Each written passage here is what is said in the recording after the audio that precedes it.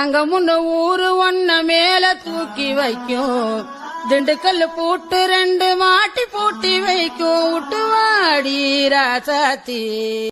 இதுக்கு மேல எனக்கு வேற வழி தெரியல ஜில்லு. தமிழ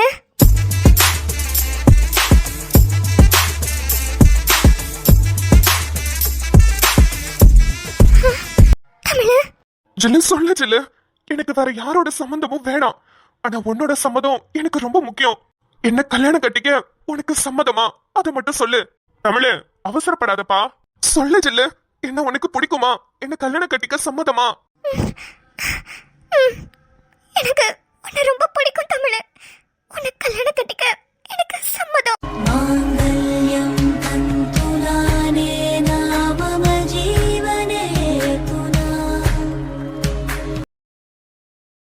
தமிழ, என்ன பாது? நாங்க சொல்ல சொல்ல கேட்காம டப்புனு தாலி எடுத்து கட்டிவிட்ட. மாமா, என்ன மன்னிச்சிருங்க. எனக்கு வேற வழி தெரியாம தான் நான் குழலி கழுத்துல தாலியை கட்டிட்டேன். எங்க அக்கா பேசுனது எனக்கு சுத்தமா பிடிக்கல மாமா.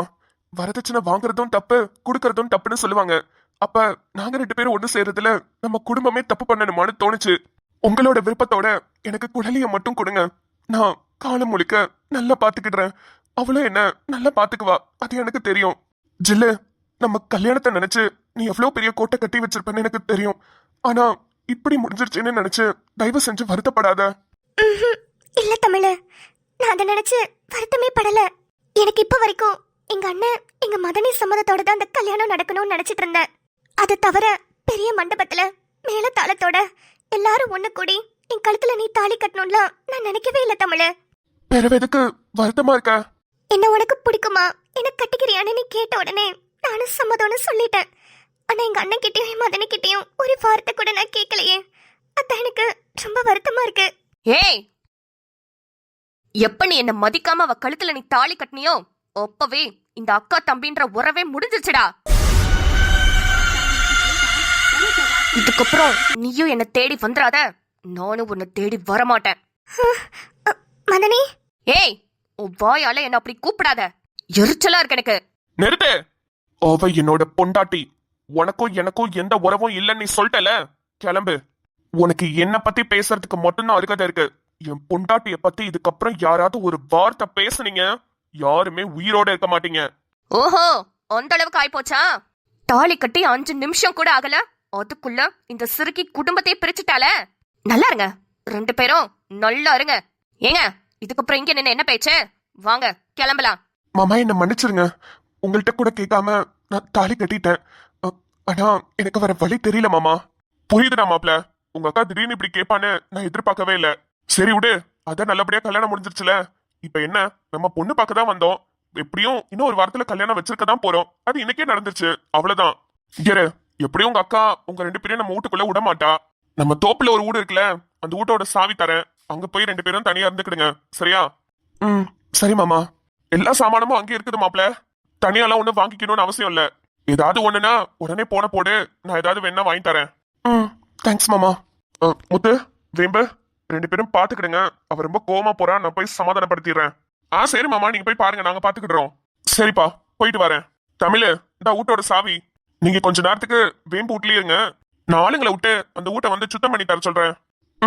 சரிங்க மாமா. அண்ணா, சொல்லுமா. தயவு செஞ்சு என்ன மன்னிச்சிருங்கன்னு. குடும்பத்தை பிரிக்கணும்னு சத்தியமா நான் நினைக்கவே இல்லைன்னு. நாங்க 2 பேருமே உங்க எல்லாரோட சம்மதத்தோட தான் கல்யாணம் பண்ணிக்கணும்னு நினைச்சோம். ஆனா இப்படி ஆகும்னு நாங்களே எதிர்பார்க்கலன்னு. மா, கண்ணு முன்னாடி நின்று எல்லாத்தையும் பாத்துக்கிட்டு தானே இருந்தேன். ஒன்னும் பிரச்சனை இல்ல, அத பத்திலாம் நீங்க வருத்தப்படாதீங்க. உங்க வாழ்க்கையை புதுசா ஆரம்பிக்க போறீங்க, சந்தோஷமா ஆரம்பிங்க. அவ அப்படிதான் எதையாவது துடுக்கா பேசிட்டு போயிட்டு அப்புறம் என் தம்பி இப்படி பண்ணிட்டானேன்னு அழுதுட்டு கிடப்பா. நீங்க எதை பத்தியும் யோசிக்காம வாழ்க்கைய ஆரம்பிங்க. அதெல்லாம் பிறகு பாத்துக்கலாம். உங்க அக்கா தானே, எங்கடா போயிட போறா. சரி மாமா. சரி, பாத்துக்கிடுங்க, பிறகு வாரேன். ஐயா, ஐய, என்னது சின்ன பிள்ளையாட்ட அழுதுகிட்டு இருக்கிறவன், என்னாச்சு? ஆமா, என்ன தப்பு செஞ்ச? எதுக்கு எங்க பிள்ளை உன்னை அரெஸ்ட் பண்ணி வச்சிருக்குது? சொல்லியா? அது ஒன்னும் இல்லாதான், வயிற்று பழுப்புக்காக கொஞ்சம் காசை திருடி போட்டேன். அது முதலாளிக்கிட்ட இருந்து அவர் கம்ப்ளைண்ட் கொடுத்துட்டாரு. அத என்ன புடிச்சு வச்சிருக்கிற.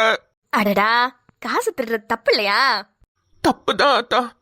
ஆனா அந்த முதலாளி தான் எங்களை ஏமாத்திக்கிட்டு இருந்தாங்க. எங்களுக்கு கொடுக்க வேண்டிய சம்பள பணத்தை கொடுக்காம இழுத்தடிச்சதுனாலதான் நான் காசு திருட வேண்டியதா போயிருச்சு. தினமும் 800 ரூபாய் கூலிக்கு தான் பேசினாங்க. ஆனா 500 ரூபாய் தான் கொடுப்பாங்க. 300 ரூபாய புடிச்சு வச்சுக்கிறாங்க.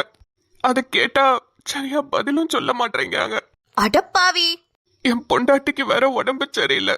பெரிய ஆஸ்பத்திரிக்கு கூட்டிட்டு போனா அங்க பார்க்க முடியாது, வேற எங்கேயாவது கூட்டிட்டு போய் பாருங்கன்னு சொல்லிவிட்டாங்க. இப்ப நான் வெளியே எங்கேயாவது பார்க்கணும்னா காசு தேவைப்படுதாத்தா. இப்ப அந்த காசுக்கு நான் என்ன ஆத்தா பண்ணுவேன்? ஐயோ, உன் கதையை கேட்கும் போது எனக்கு கஷ்டமா இருக்குதே. சரியா இரு, இந்த போலீஸ்கார தம்பி என் பேர மாதிரி தான். அவன்கிட்ட நான் சொன்னா கண்டிப்பா விட்டுருவான் உன்னைய. அப்படியா? நீங்க சொன்னா கேப்பாங்களா? ஆமாயா, நான் சொன்னா கண்டிப்பா கேப்பாப்ல. இப்ப வந்துருவாப்ல. நான் சொல்லி விடுறேன் உன்னை விட சொல்லி. ரொம்ப நன்றி ஆத்தா.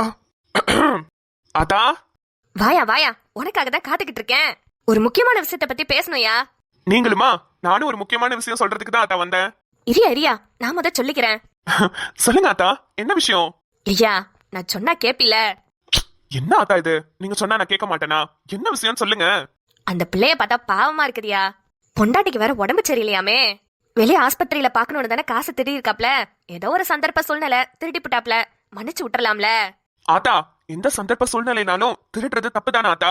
ஐயா, திருடுறது தப்புதான். ஆனா ஏதோ ஒரு சந்தர்ப்ப சூழ்நிலையில பண்ணி புட்டாப்ல. விட்டுட.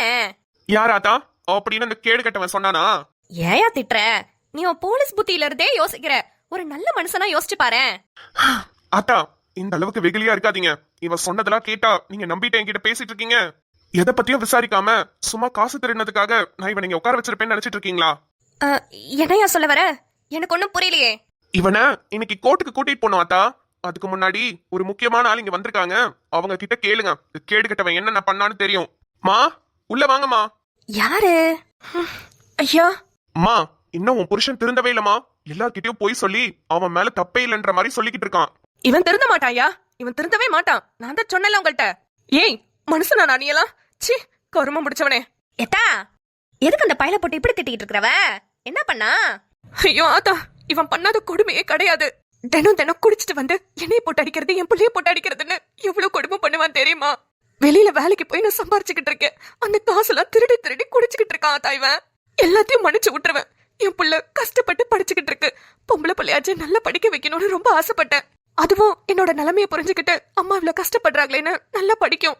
அதுக்கு எக்ஸாம் ஃபீஸுக்கு குருவி சேர்க்கிற மாதிரி சேர்த்து வச்சுக்கிட்டு இருந்த ஆத்தா அந்த பணத்தை எடுத்து திருடி எடுத்துட்டு போய் குடிச்சிட்டு வந்திருக்கா ஆத்தா. இவனை என்ன பண்ணலாம் சொல்லுங்க? அட படுபாவி பயலே, என்கிட்ட எவ்வளவு நல்லவ மாதிரி பேசிக்கிட்டு இருந்தா. உனக்கு உடம்பு சரியில்லைன்னு சொல்லிக்கிட்டு இருந்தா என்கிட்ட. அம்பட்டும் பொய்யா அப்ப? இவன்ட்ட போய் கதை கேட்டுட்டு உட்காந்துருந்தேன் பாரு. என்னை செருப்பு கொண்டு அடிக்கணும். ஏண்டா, எனக்கு உடம்பு சரியில்லை நான் சொல்லிக்கிட்டு தெரியற மவனே. உன்னையெல்லாம் ஜெயில தள்ளாம நான் விடவே மாட்டேன்டா. போடு போடு, இன்னும் நல்லா போடு. அந்த ஏமாத்துக்காரனுக்குலாம் நல்லா வேணும். மா, போதுமா, விடுங்க. கோர்ட்டுக்கு தான் கூட்டிட்டு போறேன், பாத்துக்கலாம். ஐயா, ஏன் எனக்கு மட்டும் நல்லவங்க யாரு கெட்டவங்க யாருன்னு கண்டே பிடிக்க முடியல? எல்லாரும் என்ன ஈஸியா ஏமாத்தி போட்டாங்கயா. நானும் சீக்கிரமாவே ஏமாந்து போயிடுறேன். அது உங்க மூஞ்சி ஆத்தா, உங்க மூஞ்சி. சில பேர் மூஞ்சியை பார்த்தாலே ஏமாத்தணும்னு தோணுமா. அதுல ஒரு வகையான மூஞ்சி உங்க மூஞ்சி. ஏன்யா நீ வேற? எனக்கே பயமா இருக்குதியா. என் ஒத்த பேத்திய வச்சு நான் எப்படி அந்த புள்ளைய கரையேத்துவேன்? அதுக்குதான் பொண்ணுக்கு அண்ணன் நான் இருக்கேன்ல, அப்புறம் எதுக்கு வருத்தப்படுறீங்க? நீங்கெல்லாம் இருக்கிற தைரியத்துலதாயா நான் ஏதோ உசுர கையில புடிச்சுக்கிட்டு உட்காந்துருக்கிறேன். பொண்ணிய கரைச்சேத்திட்டா போதும். பிறகுதுக்கு இந்த உசுரு வீணா அந்த மண்ணுக்கு. ஆத்தா, பேத்தியை மட்டும் நல்லபடியா கரை சேர்த்திட்டா போதுமா? கொள்ளு பேரும் பேத்தியெல்லாம் பார்க்க வேணாமா? ஆசையா தாயா இருக்குது, ஆனா நடக்குமான்னு தெரியலையே. ஏன் ஆத்தா அப்படி பேசுறீங்க? அதெல்லாம் நல்லபடியா நடக்கும், நீங்க ஒண்ணும் வருத்தப்படாதீங்க. ஆமாயா, வரும்போதே ஏதோ முக்கியமான விஷயம் பேசணும்னு சொல்லிட்டு வந்த. என்னது அது? அது ஒண்ணும் இல்ல. இன்னையில இருந்து உங்களுக்கு விடுதலை. இதுக்கப்புறம் நீங்க வீட்லயே இருக்கலாம், ஸ்டேஷன்ல இருக்கணும்னு அவசியம் இல்ல. அடியாத்தி, என்னையா சொல்ற? ஏன் ஆத்தா? இங்க தயா ஜாலியா இருந்தது. எந்த வேலையும் பார்க்க வேணாம். 3 வேளை சோறு கைக்கு வந்துரும். நல்ல நிம்மதியா படுத்து தூங்கலாம். ஏசி வேற போட்டிருக்கிறீல, நல்ல குளு குளுன்னு ஜாலியா இருந்துச்சு. ஆனாலும் ஆத்தா, போலீஸ் ஸ்டேஷனுக்கு வந்து இவ்வளவு என்ஜாய் பண்ணது நீங்க உலகத்திலே நீங்க மட்டுமா தான் இருக்கும். என்னையா நெசமா தான் சொல்றியா? இன்னையில இருந்து நான் வீட்டுக்கு போயிடலாமா? உங்களுக்கு விருப்பம் இல்லைன்னா என் கூட இங்க இருந்துருங்க, எனக்கு எந்த பிரச்சனையும் இல்ல. உங்களுக்கு போர் அடிக்குமே தான் சொன்னேன். இல்லையா இல்லையா, சும்மா தான் சொன்னேன். நானும் போறேன். பொண்ணு எங்க தனியா சமைச்சுக்கிட்டு இருக்கும்ல, பிள்ளை வர ஸ்கூலுக்கு போகுது.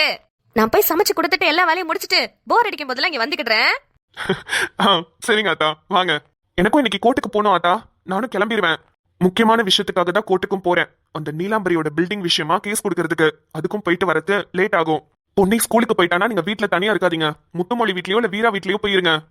சரியா சரியா, என்னைய ஒரு பையன் தனியா விட மாட்டாங்க, நான் பாத்துக்கிட்டேயா. நான் வரும்போது நீங்க இங்க வந்தா மட்டும் போதும், சரிங்களா? போயிட்டு வாங்க. சரியா. அம்மா, இன்னும் அடிச்சிட்டு இருக்கீங்க? போதுமா, போய் ஜீப்ல இருங்க, நம்ம கோட்டைக்கு போலாம். மாமா, குழலி உங்களை நினைச்சுதான் வருத்தப்பட்டுக்கிட்டு இருக்கா. நீங்க என்ன சொல்லுவீங்களோன்னு பயந்துகிட்டு இருக்கா. அவகிட்ட 4 வார்த்தை நல்லா பேசுங்க மாமா. அவளுக்கு இப்பதான் மாமா கழுத்துல தாலி ஏறி இருக்கு. அவ மனசுக்குள்ள 1000 சந்தோஷம் இருக்கும். ஆனா நம்மள நினைச்சு ரொம்பவே பயந்துகிட்டு இருக்கா. சின்ன பொண்ணு மாமா, அவளுக்கு என்ன தெரியும்? நீங்க நல்லா பேசினா அவ ரொம்ப ரொம்ப சந்தோஷப்படுவா. ஐயோ மாமா, மூச்சு அப்படி வச்சுக்காதையா. அவ நம்மளதான் பாத்துக்கிட்டே இருக்கா. அண்ணா, என் மேல ஏதாவது கோவமான உன்கிட்ட கேட்காம கூட சம்மதம் சொல்லிட்டேனே. குழலி, எனக்கு உன் மேல எந்த வருத்தமும் இல்லம்மா. எனக்கு ரொம்ப சந்தோஷமா இருக்கு. உனக்கு பிடிச்ச பையனை மட்டும் நீ கல்யாணம் கட்டிக்கல. எங்க எல்லாருக்கும் பிடிச்ச பையனை தான் நீ கல்யாணம் கட்டியிருக்க. ஆனா என்ன, கல்யாணம் கொஞ்சம் அவசரமா நடந்து முடிஞ்சிருச்சு. எதிர்பாராத விதமா நடந்ததுனால என்னால அந்த ஷாக்ல இருந்து மீண்டு வர முடியல. மத்தபடி என் மனசுக்கு ரொம்ப சந்தோஷமா தான் இருக்கு. அண்ணா, அண்ணா உண்மையதான் சொல்றியா? எனக்கு இப்போ உன் வாயில இருந்து இந்த வார்த்தையை கேட்டதுக்கு அப்புறம் தான் உசுரே வருதுன்னு. என் தங்கச்சி கல்யாணம் அப்படி நடக்கணும் இப்படி நடக்கணும்னு நிறைய கனவு வச்சிருந்தேன் தான், இல்லைன்னு சொல்ல மாட்டேன். ஆனா அது எல்லாத்தையும் தாண்டி தமிழோட நல்ல மனசை புரிஞ்சுக்கிறதுக்கு ஒரு சந்தர்ப்பமா இது அமைஞ்சிருக்கு. அதனால நான் ரொம்ப சந்தோஷமா இருக்கேன். ஒரு நல்ல பையன் கிட்ட என் தங்கச்சியை ஒப்படைச்சிருக்கோன்னு நினைச்சு மனசுக்கு ரொம்ப நிம்மதியாவும் இருக்கு. சந்தோஷம், ரொம்ப ரொம்ப சந்தோஷம். குழலி, தமிழ், வாழ்த்துக்கள் உங்க 2 பேருக்கும். நன்றி மதனி. சரி, 2 பேரும் இங்கே நின்னுட்டு இருந்தா எப்படி? வீட்டுக்கு வாங்க, நிறைய சம்பிரதாயம் எல்லாம் பண்ணணும். ஐயோ, திடுத்துப்பட எல்லாம் ஆனதுனால எனக்கு கையும் ஓடல காலும் ஓடல. 2 பேரும் மொதல் வீட்டுக்கு வாங்க. பாலு பழம், ஐயோ என்ன பண்றதுன்னு தெரியல. சரி, ஆத்தா கிட்ட ஒரு வார்த்தை கேட்டுக்கலாம், நீங்க வாங்க. சரிங்க மதனி, வரோம். தமிழு, வாப்பா, இனிமே நீ எங்களோட மாப்பிள்ள. நல்ல ஜம்முடு வா. சரிங்கண்ணே.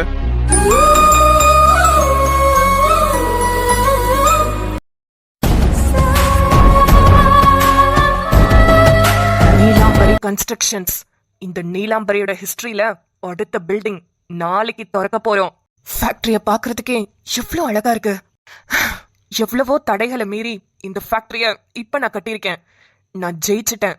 ஒரு தனி பொம்பளையா நின்னு நான் ஜெயிச்சிருக்கேன்.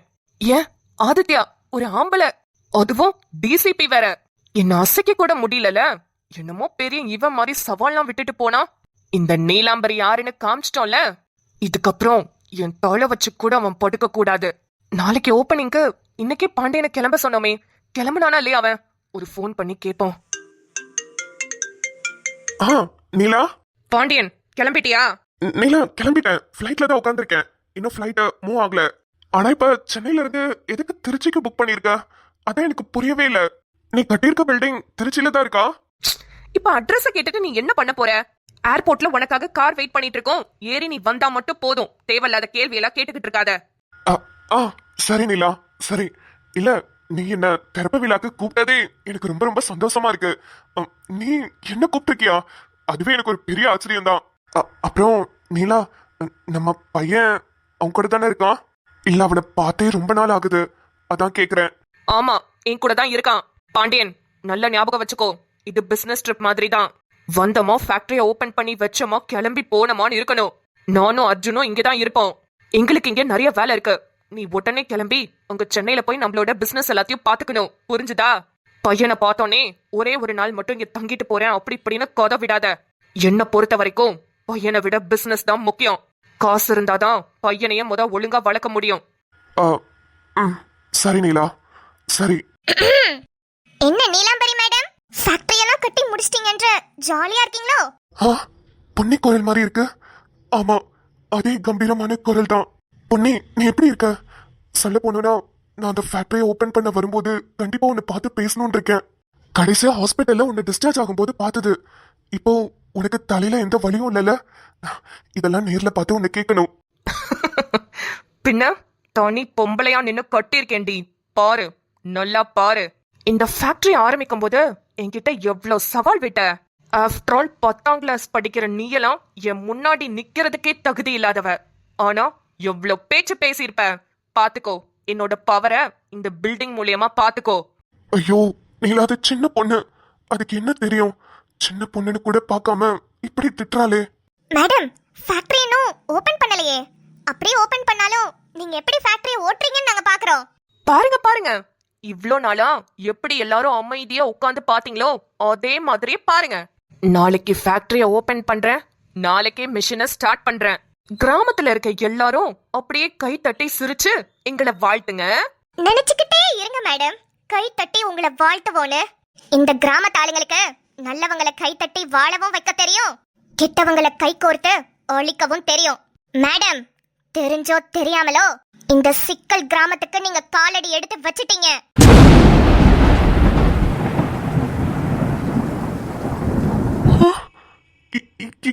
என்னது சிக்கலா? அந்த ஊர்லயா நிலம்பரி ஃபேக்டரி கட்டியிருக்கா? பொன்னி அந்த ஊர்ல இருக்காளா? ஐயோ கடவுளே,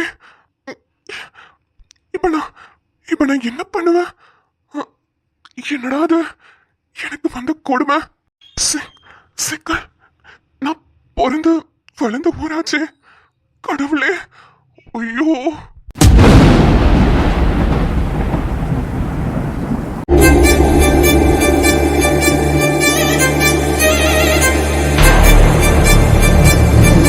எங்க ஊருக்கு வந்துட்டு எங்களவே ஆட்டி படைக்கலான்னு பாக்குறீங்களா? நடக்காது மேடம், நடக்கவே நடக்காது, நடக்கவும் விட மாட்டேன். ஹலோ ஹலோ, என்ன ஒண்ணுமே கேட்கல. ஐயோ ஃப்ளைட்டு கிளம்பி, ஐயோ இது பண்ணுவேன்.